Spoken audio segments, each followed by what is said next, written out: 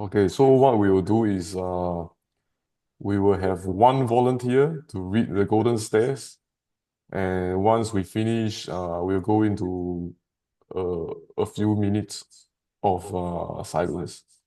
Here is the... Okay, is it correct? Yes. Anyone wants to read or recite?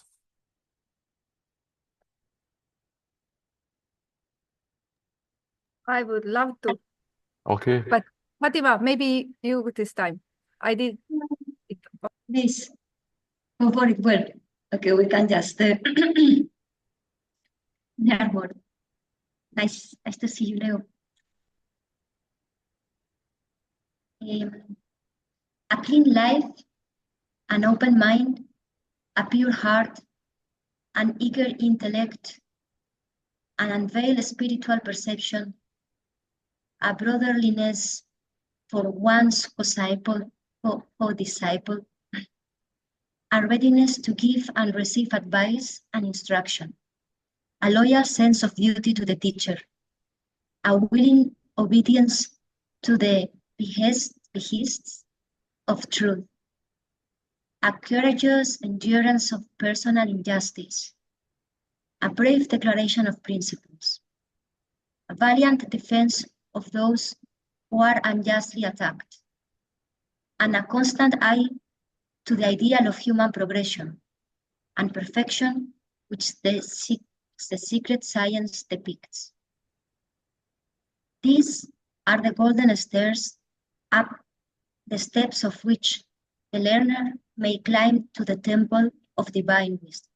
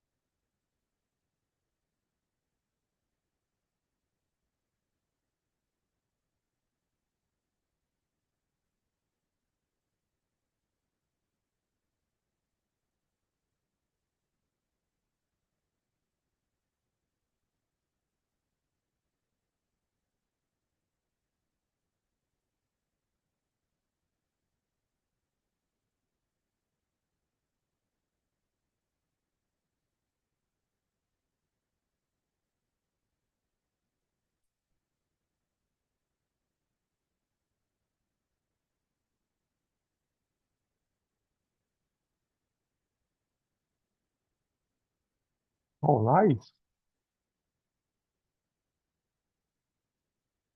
So this was where we stopped the last time, and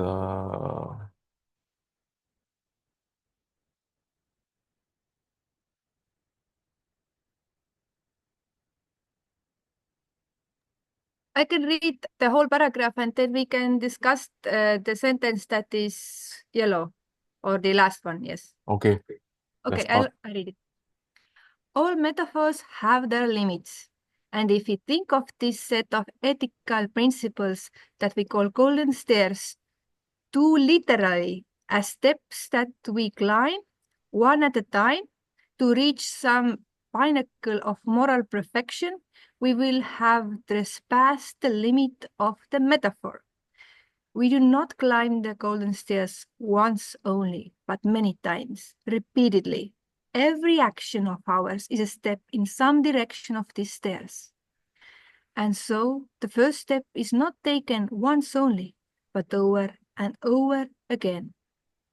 When we at last take the step of a clean life perfectly, we will have passed over all the other steps and arrive at the temple to which they lead. Thank you, Marike. So for this, the last line, when we at last take the step of a clean life perfectly, we will have passed over all the other steps and arrived at the temple to which they lead.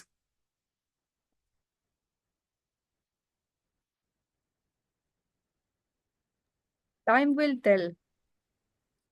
Yes.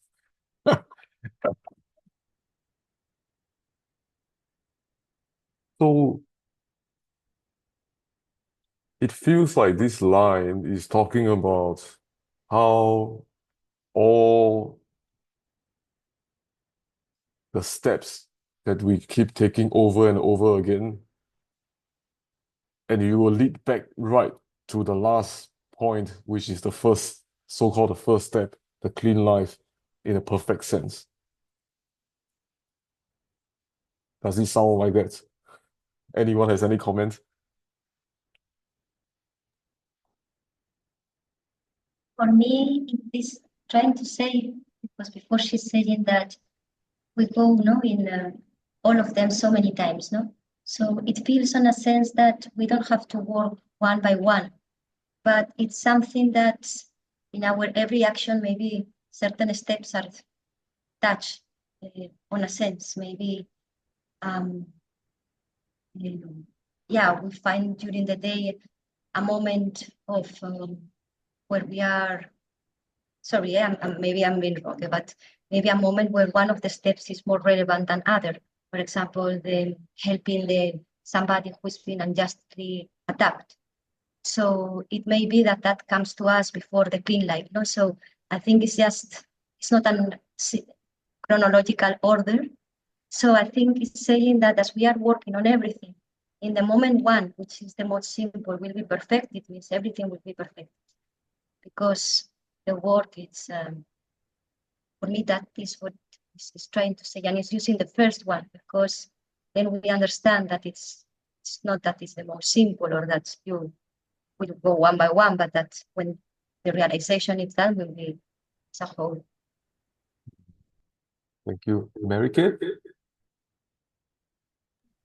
I'm just thinking, I really love this line where it says, every action of ours is a step in some direction of these stairs. It means it's not like only when I'm like thinking, okay, I have to work and after this I will start practicing and doing. It's every action. When I wake up in the morning, when I go, every thought, everything that is, everyday life is your like temple.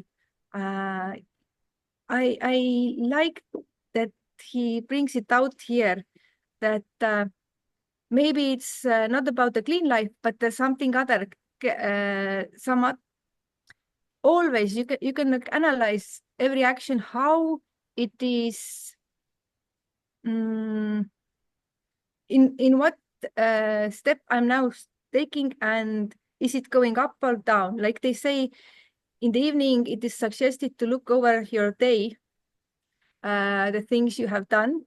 And now I'm reading this thing, I'm thinking maybe we could do it in the light of those stairs, that I'm looking at the stairs and thinking in which direction, in which step this action was evolved, and was it like up or down? Yeah, this was one of the thoughts I had, yeah.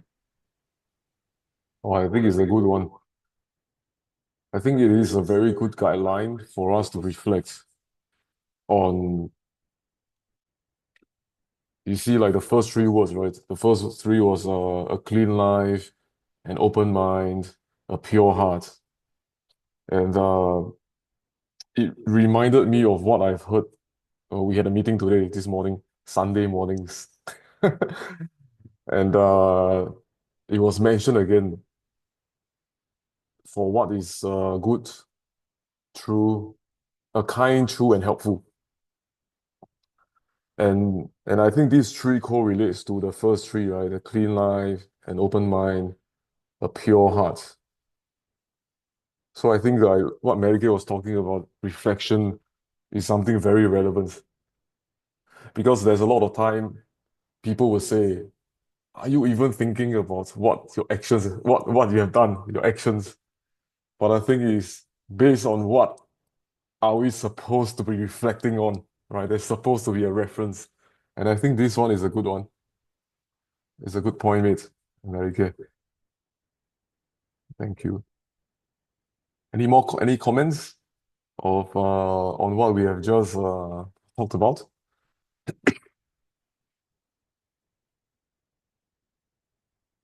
Okay. And does anyone know what the temple is? I think he's talking about the temple on the end of this, the temple of wisdom, or like the end of what Fatima was reading out. Temple of divine wisdom. But what is the temple of divine wisdom? Can you open the... It is all in capital letter. And then Christopher have raised their hands. Oh, sorry? Christopher. And Leo before, actually. Leo first, yeah. Leo, Leo yes. first. Leo? I think that some you need to mute your microphone or no? Oh, yeah. I think the temple of the divine wisdom is the true self.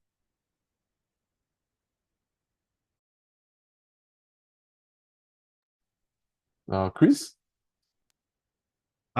When I was starting my studies in Theosophy, the way it was explained to me is that the Temple of Divine Wisdom is actually the hierarchy, which is, of course, our higher self is a part of, because the first master, of course, is our higher self or our soul. So the first steps, I believe, that the way it was explained to me represents the path of probation. And during the path of probation, our focus is on character development or on character building. So we're trying to live a virtuous life. We're trying to live a morally clean and purified life.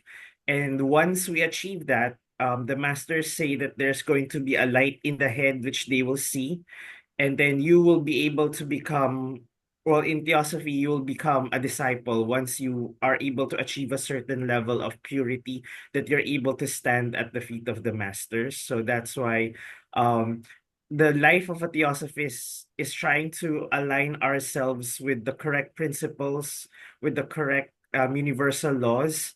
And then once we're able to achieve a certain level of success, the masters will appear and they'll be able to accept us to become disciples or to become students. So the golden stairs, they're already a huge task that we need to fulfill. But at the end of it, it's just the beginning. So it's like going into kindergarten. Like, this life is just a preparation for the time when we will be able to enter the temple of divine wisdom, which is the hierarchy, and that's when the true teachings, the true wisdom can be communicated with us. Thank you. Well said. Mary Kay? I very much resonated what Christopher said, but also what Leota said, our higher self. I recently heard that Blavatsky had said that for her, she was like a person who was like ready to argue and wanted to make a truth and so on. But there was two voices that he was always listening. One was his master's voice, and the other one was his higher voice. And if he heard those voices speaking, he was immediately like obedient to them. And that's why I like what Leota bring out, that it might be our higher self. Yeah. But also, like Christopher says, it might be a hierarchy in that sense that what is our higher self? Like, yeah. Yeah, thank you. I think there is a lot of significance in what the temple of divine means, right? And I think most of you have mentioned, right? It is, I think the first step is definitely the higher self, right? It could be the soul, it could be the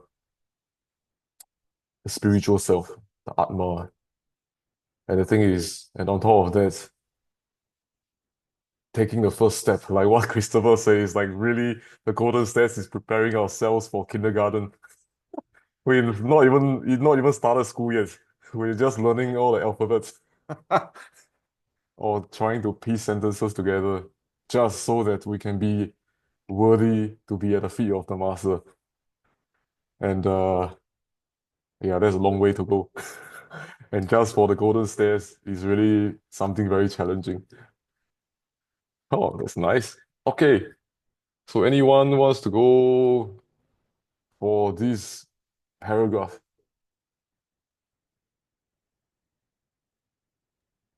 I can read it. Yeah, please. Even though our first efforts at this step are imperfect, it is where we must begin. In his confession, St. Augustine recalled that he prayed to God, Damihi castitem et I don't know that.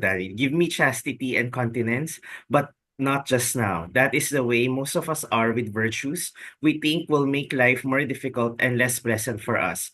We know we ought to have them, we want them, but not just now. However, if we hope to follow the path, we must recognize that the spiritual life must first be a clean life. Thank you, Chris.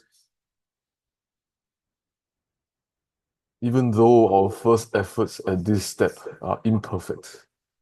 Can I just ask, what does it continence mean? Like, it is a little bit unfamiliar for me.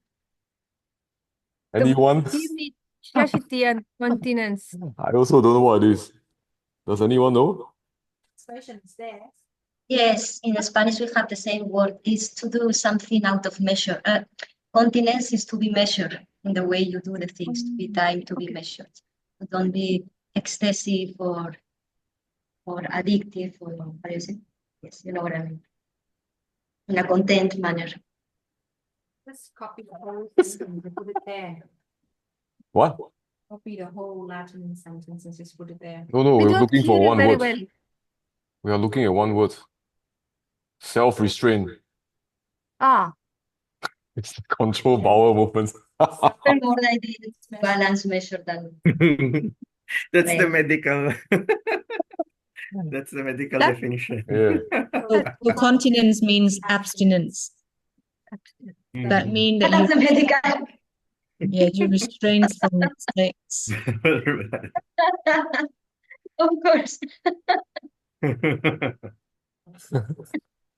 Okay, so now we know continence. And give me chastity and continence, but not just now. I think the continents are growing to a long series of life and long series of experiences. It's not something, I mean, you can a little bit learn it like when you're doing a job and in the field of this job, you can learn it. But overall in a life, I understand this is something that is coming over time on its own. But what did he says? Give me it, but not now, because he knows if it comes now, then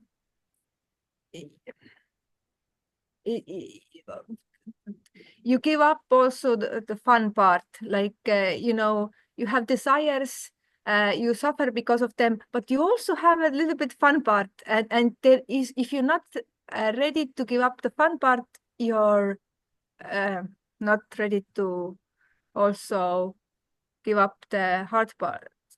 Mm. Yeah. Anyone to add on?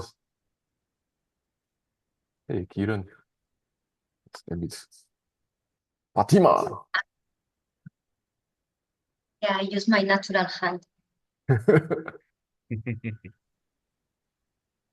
Yeah, I am not sure. I mean, when she's like what she is trying to tell us in this paragraph, it's like I'm not sure if it's trying to say that San Agustin was conscious that he was not ready to take that step, so therefore he was asking to get it, but not that strong. And so he's trying to tell us that he was conscious of the place where he was in a positive way, or he's trying to tell us that he was hesitating and that maybe still his will and his that his let's say determination also was not steady and clear yet. No? He was still. It's a lot. I think it's talking a lot about the intention. Like, are we still like Rumi is saying, mark everything from for now for leave this gathering? No, how much are we really surrendering to this work? No, are we really? I think it's talking about that level of, for me, something like this. But as I say, I'm not sure that part of San Agustin is meaning that he's hesitating or that he was being conscious of his limitations. Mm. I think. Oh, that's a good one. Thank you, Fatima. Chris? I'm thinking because Saint Augustine was like a sinner. Well, if I remember correctly from my Catholic classes during high school and college, I remember Saint Augustine was like a sinner. He was really a very bad person prior to his conversion. And then it was through the piety of his mom that he changed.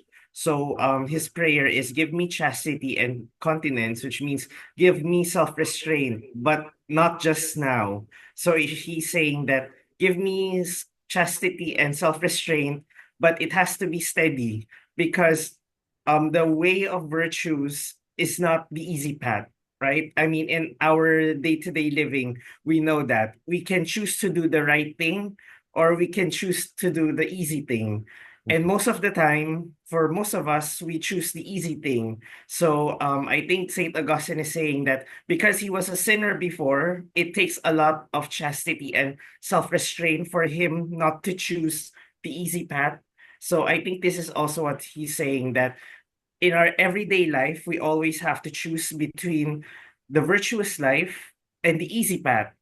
And our prayer should be that maybe the God or whoever or our higher self or our soul or our master, may they grant us the strength for self-restraint so that we can always choose to do the right thing and not the easy thing. Mm. Thank you, Chris. You know, I was actually, that's a good one. I was reading something about this. Vairagya, Vairagya, Vairagya. So it's actually about this passion. And then there was a passage within it that talks about how this passion, let's think about this, okay? We make it more relatable. How many of us has tried to do dieting before? Dieting. Ah, yes, me. Okay. Last 5 days. Mm. So What, sorry? diet. Diet. Yes. Yeah, kind of fastings, yes. Yes. So the thing is, I'm not a stranger to doing a dieting or fasting before. But if we really think about this, is that do we actually go to the most extreme when we do the dieting? Or is it more like I will just cut down with less sugar, less calories, less carbohydrates? Or do we just go pure hardcore? Only Pure vegetables and hardcore. nothing else? Huh? 5 days water fasting. Yes. So the thing is, I did a 3 weeks water fasting before. And the thing is, I think after 1 week or something, I start to eat unhealthy again. And then I actually realize that, there's all this kind of revenge eating, right? Or sometimes if you go for a workout, and then after the workout you eat ice cream or something, it's something that you would, there is a tendency. So I think what this statement might also mean is that we really need to know what is our limits. We have to understand ourselves, right? The thing is, we could actually go for the most, like you can just go for what's it, abstinence, right? Pure, what's that word? No sex one. What's the word? Uh, celibate, right? Pure celibate.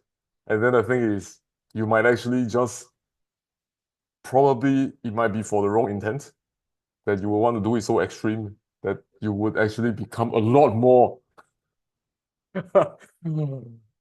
desire, the desire grows even stronger than before. So I think this part has something to do with a kind of a balance, right? Some days we want to think about, if we want to do meditation, let's say we have a plan, right? We want to meditate every single day. And then because this is something that I've done before. I want to do 1 hour every day. And then for the first 2 days, 3 days, I will do 1 hour, and then on the third day, I start to do maybe 45 minutes, and then it just go down and down and down and down, and then it just disappear. And then over the years, I start to realize all I need is to do 5 minutes, and then if I can do more, I will do longer. So at least I do, right? So there is like this kind of things that I realize about myself. Yes, Mary Kay. No, I was just listening long lecture, not long lecture, but about what Krishnamurti told about the meditation. And he says it's not about like the willpower that I meditate. He has a long way of things that we need to understand before.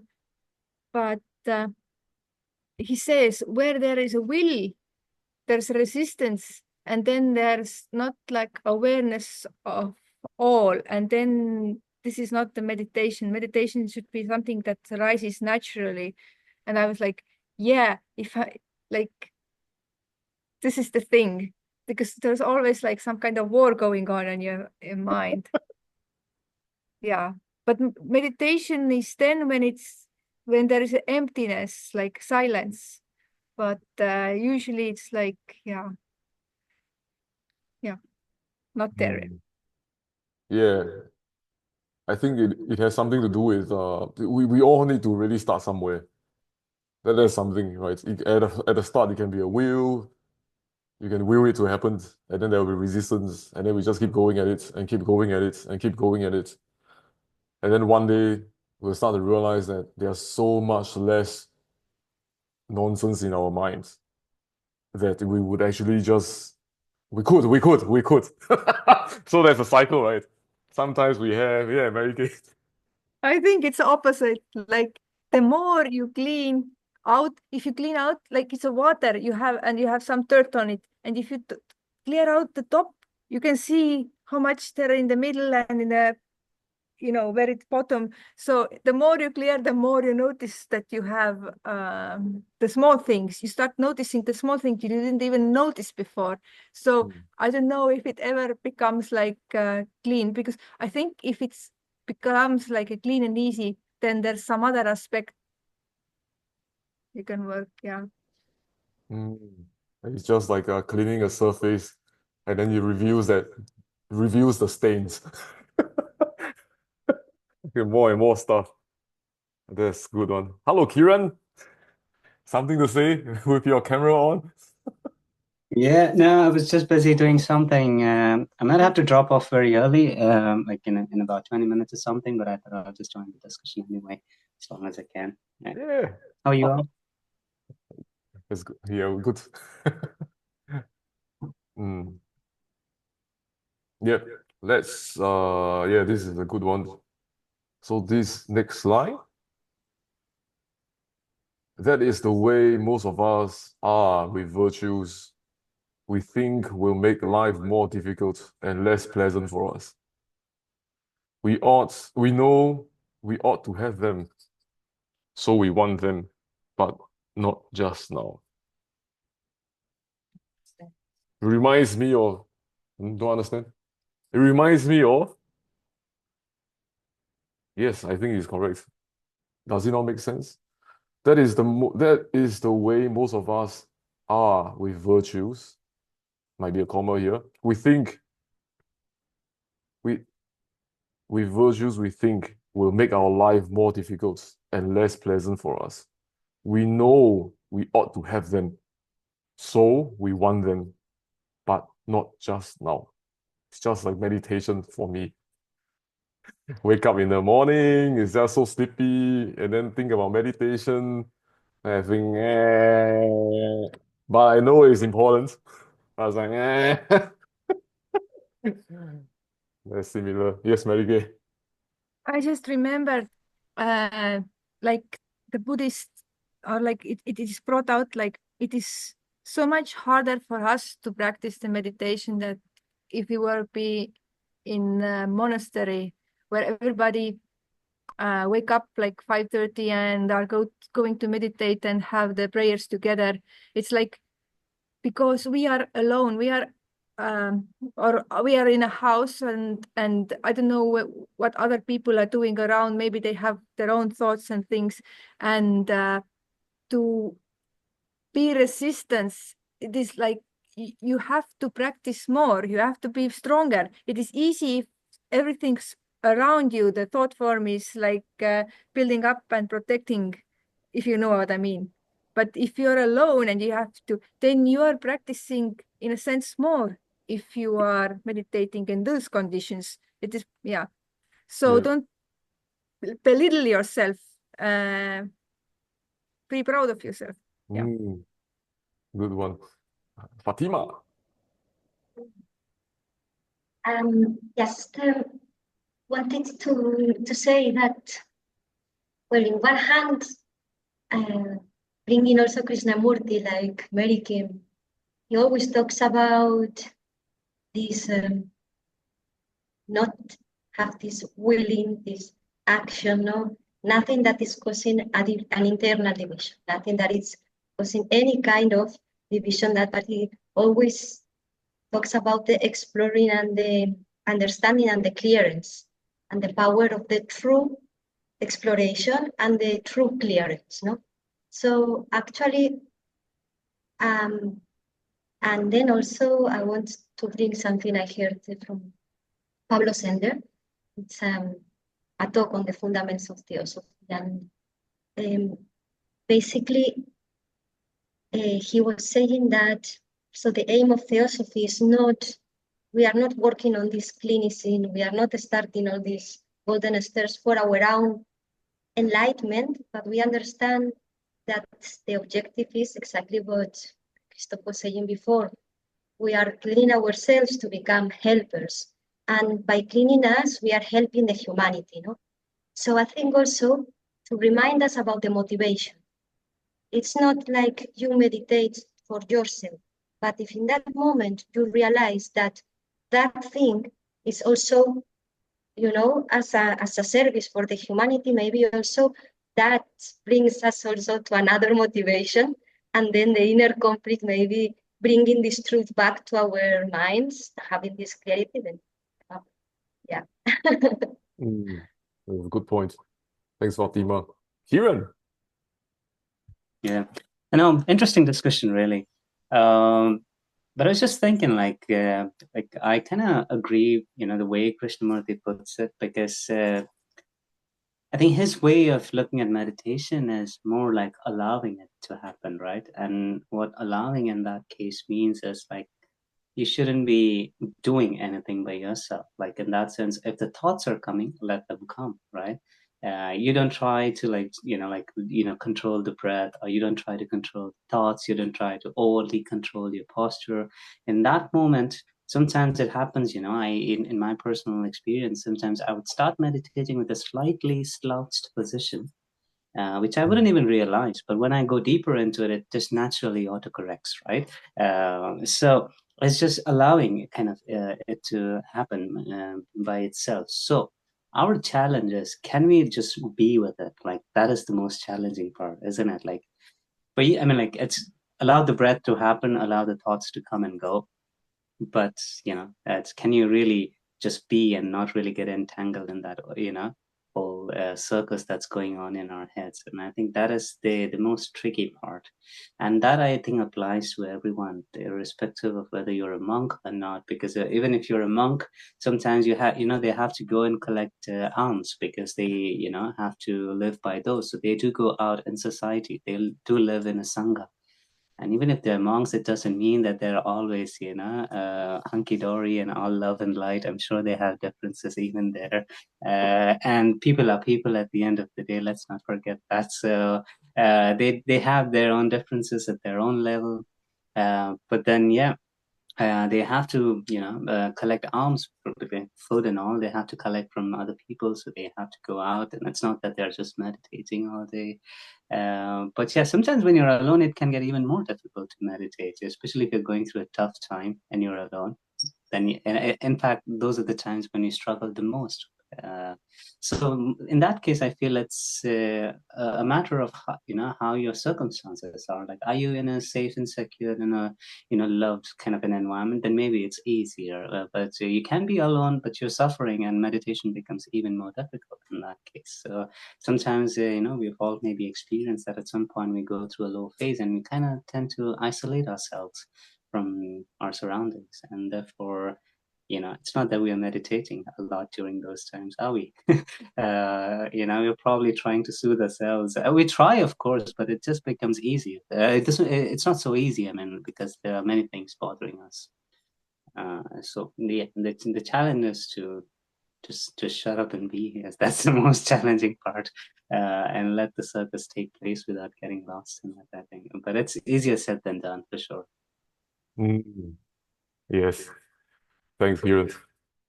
I think all of you made a good point. Made good points, right? And it reminded me of my time in my Dharma class. The teacher says, I think someone asked, like, oh, I think it's really difficult to become a monk, to be ordained, because the lifestyle is so difficult. And then the teacher said, do you know if you actually have the same aspiration to be enlightened? It is actually, if you are still living in the outside world, that is more difficult than in a monastery. And then that also reminds me of how I think our practice really shows when no one else is actually watching us. Right? It is ultimately what we do when no one is watching. Right? Sometimes we just drop some stuff and then we walk around. We thought, okay, there's a leader, but there's no one around. Do we actually pick it up? Stuff like that. That's what happens in Singapore, because littering is often very frowned upon. So when we are alone, it could be difficult. So this is where our practice comes in hand. We will always fall. We will always fall down to the level of practice of what we have practiced. And that is our lower limit. And then the higher one is unlimited potential. All right, thanks. So this is a good one. Oh, yes. Our co-host also they can do. So the next one is, however, if we hope to follow the path, we must recognize that the spiritual life must first be a clean life.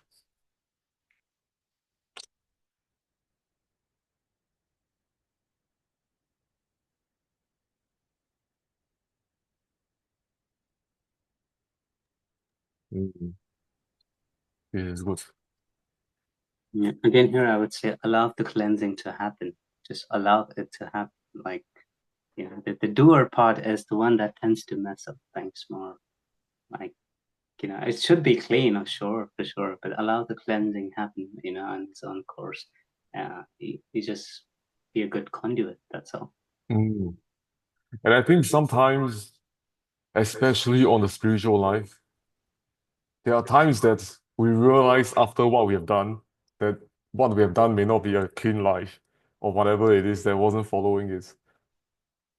And the part that we actually blame or beat ourselves up is the very thing that actually gives us, this is the very thing that disturbs us during the meditation, right? I should have done this, maybe that this happens, and there are things that are emotionally charged or attached to all these kind of situations. Kiran, you have something to say? Well, I mean, well, no, I was just thinking again, clean as a relative term, isn't it? Like, I was just thinking about that because, yeah, I mean, it comes from our moralistic point of looking at things, and so yeah, for sure. I mean, you know, so what do we mean by clean? I mean, a lot of things, you know, that we get indulged in unconsciously are a part of nature. It's coming from the same spirit. So, you know, what's clean, what's unclean, you know, it's sometimes there's a lot of moral, you know, moralistic tags put on those things. But of course, we know there are some things, you know, when they go beyond a certain limit, of course, then it, you know, tends to disturb the balance, not just within ourselves, but also within our immediate surroundings, in our connections, in our relations, in our place in society. So yeah, it is yeah, clean is a little yeah, like I said, at the end of the clean, unclean, it's coming somewhere from our limited faculties, you know, that are trying to put things in the box of something that's moral and something that's immoral. And but you know, sometimes for spiritual, like that's why, you know, if you've seen these monks in India, the naked ones, you know, who kind of tend to put, you know, kind of ash, and that ash usually is coming from people that, you know, got burned, you know. So it's like the ash of people were cremated, essentially. So they try to kind of, you know, rid themselves totally from this dualistic frame of thinking. What's clean, what's unclean, right? So they try to do all the extremes that, you know, you would even sometimes find very disgusting. So their life, I wouldn't say from our points of view of looking, is not clean at all. But what they're looking for is that they just want to, you know, liberate themselves from these frames, and that's why it's a practice that not a lot of people go into, because it can be very disturbing, because the kind of things that they do is a little crazy sometimes, you know. Like carrying a human skull all the time that it's not a real human skull, and this kind of things, you know, it's a little yeah, it can be very disturbing sometimes. And they usually, you know, sleep and eat in these cremation grounds and those kind of things. So, and all kinds of things, which, you know, I wouldn't want to go into details at the moment, but it can be very disturbing. So yeah, it's, you know, but from this point of view, it's not all a clean life, but they are trying to aim at something that is on the surface.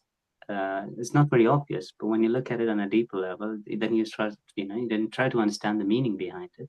But again, it's not a practice for everyone. It tries to go in the extremes of both good and bad. Of course, they're not killing people, and they're not, you know, but they are still indulging in a lot of disturbing things which are not, you know, clean in other sense.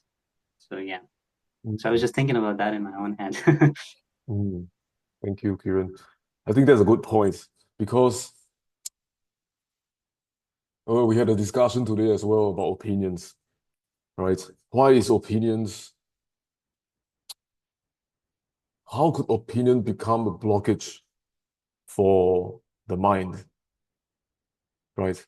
I think this one is a very relevant one, because you see, when you're mentioning about using cremated ashes, like the bodies, and it also reminded me of some of the Thai monks from Thailand.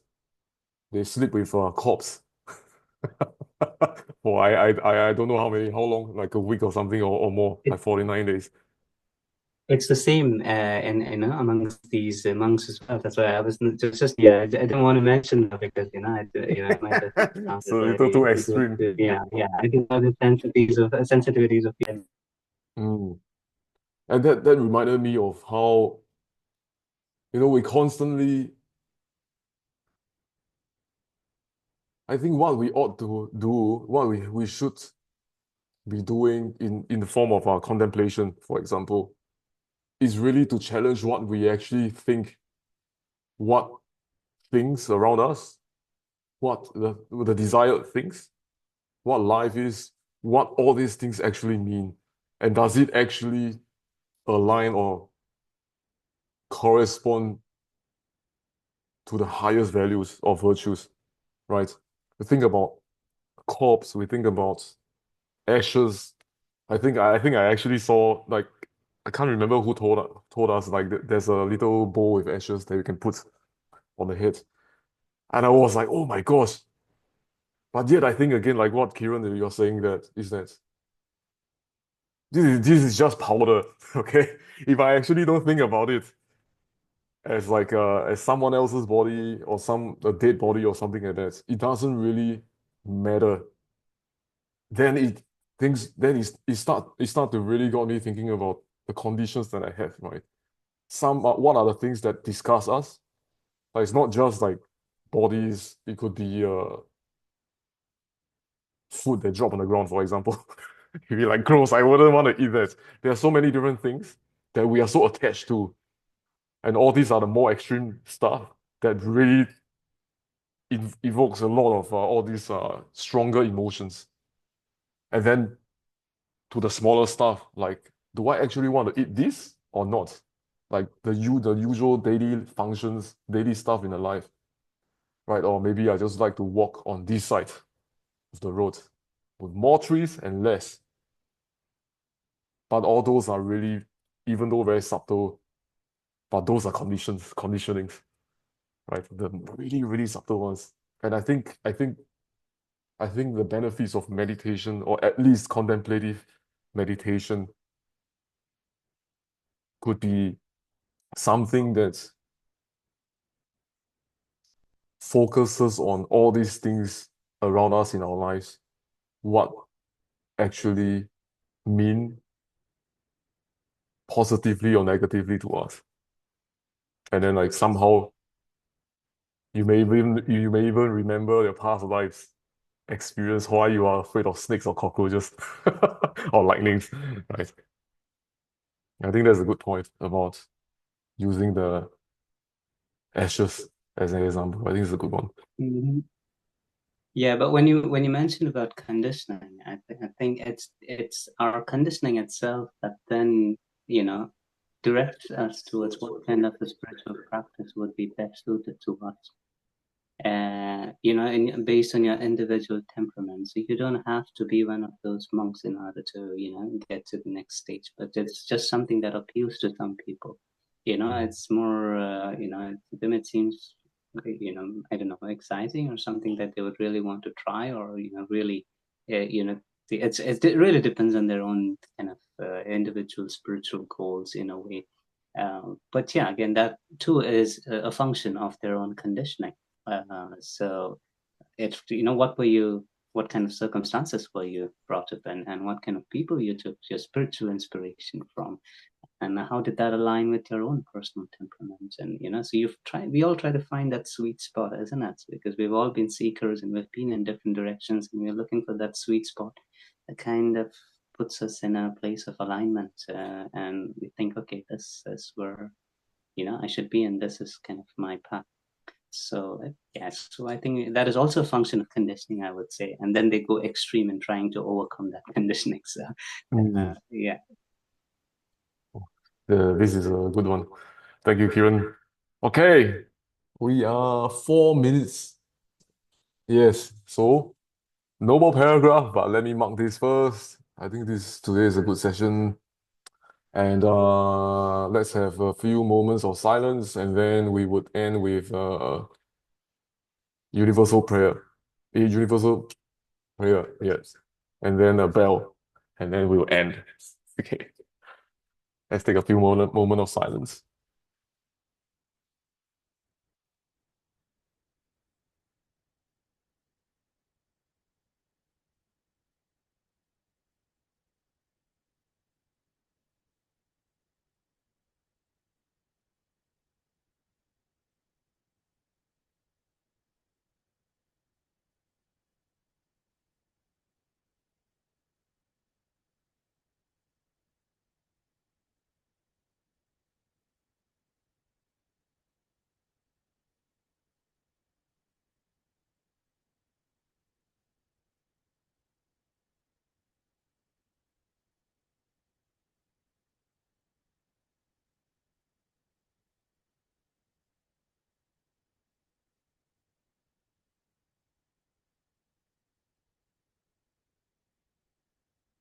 Oh, hidden light, vibrant in every atom. Oh, hidden light, shining in every creature. Oh, hidden love, embracing all in oneness. May all who feel themselves as one with thee know they are therefore one with every other.